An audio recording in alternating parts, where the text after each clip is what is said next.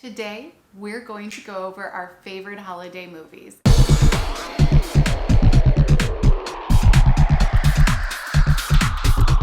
You like holiday movies, right? Oh my goodness, yes. I do not consider myself a movie buff. In fact, I'm a person who doesn't like to rewatch movies, but I'm also a person who doesn't remember if I've even watched a movie. But I don't mind a good movie though. So when Melissa wanted to do this, I'm like, okay, let's do it. Or was it my idea? It was your idea. I love holiday movies. I can watch the same movie over and over and over again if I love it. I can't do it. I love story and I love holiday movies. Today we're each going to reveal for the first time ever to one another and to all of you our top 3 holiday movie choices. We're gonna start with the third and then, at the very end we'll tell our favorite one. You'll have to hang in there to find out.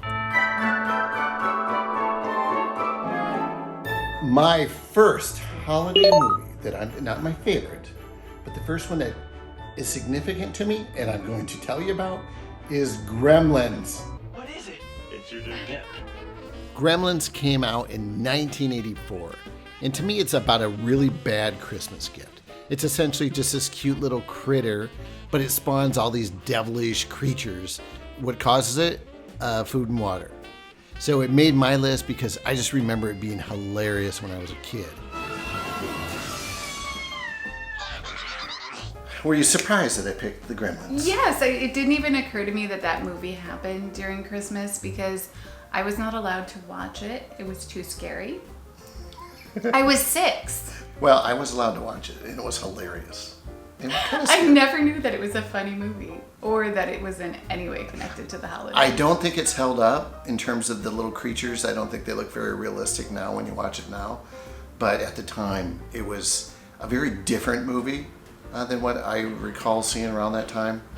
And just the concept that you would get this little creature and it would raise all kinds of hell. It was such a cute little thing.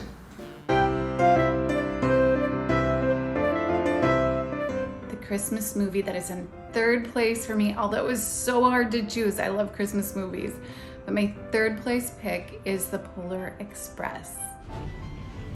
This film is memory filled for me. I remember falling in love with the book's illustrations in 3rd grade. My daughter was 6 when this film version came out. We went to watch it in the movie theater and I was dazzled by how close the animation was to the book illustrations. And I adore the hot chocolate scene on the train. Oh, the story is beautiful too. This is the Polar Express.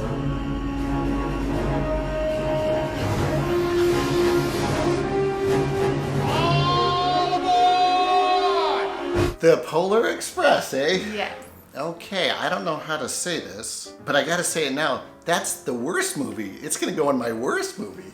What? I can't stand that movie. What I can't stand about that movie, I can't stand the animation technique or style that they use. Oh, I love how true it stays to the original book. Like also when I Oh, watched the see. movie, I think of, I think it was my 3rd or my 2nd grade teacher holding open the book and turning the pages and it being a big deal that it was a Caldecott winner, I think. It was either a Newbery or a Caldecott winner. You went totally nerdy there. Everybody knows it. I don't even know what you're talking about. That is probably why you love that movie, because I don't think I was aware of, in fact I wasn't aware of the book. Oh. All I remember is the animation style was like, oh, this is weird. My next favorite holiday movie is Die Hard. Many people are going to say, this isn't a Christmas movie, but it happened during a Christmas party. This guy goes back to meet up with his estranged wife, hoping to get back together, and then East German terrorists break in and take everyone hostage so they can steal a bunch of money. To me, this movie was a gift I was not expecting. I sat down to watch. I'm like, let's see what this is. I was blown away. I was at the edge of my seat the whole movie. It's just a great movie. We get together, have a few laughs. Do you know what might surprise you? What? I want to see that movie. I have not seen that movie yet, and I want to see it. We were talking about it in school the other day, and I was like, oh, I've got to see that. I don't know. It's been a while since I've seen it. I don't know if it holds up, but it kind of. I think it would. But it was just action-packed. It was an underdog against these sophisticated guys that had everything all planned out, and they were kind of cocky. And then the villains are really good at that. Do you think it was a good choice? I have no idea, but I really want to see that movie, so it might be a good choice. Okay, so we will watch it on movie night. Chris, you might like movie number 2 a little bit better. Scrooged, starring Bill Murray. I love A Christmas Carol in almost every form I've ever watched it in. Scrooged is extra special for me. It features TV exec Frank Cross as the Scrooge character. He is played by Bill Murray, who has been one of my favorite actors since I was 4 years old and came down with a horrible flu. My mom was watching Stripes, and when I woke up where I was camped out on the couch, there he was making me laugh. So combine Bill Murray, A Christmas Carol for Scrooge, and it's a no-brainer. Oh, I never know where to start. Scrooged. I have seen that movie, and all I remember is a big, tall guy in an elevator.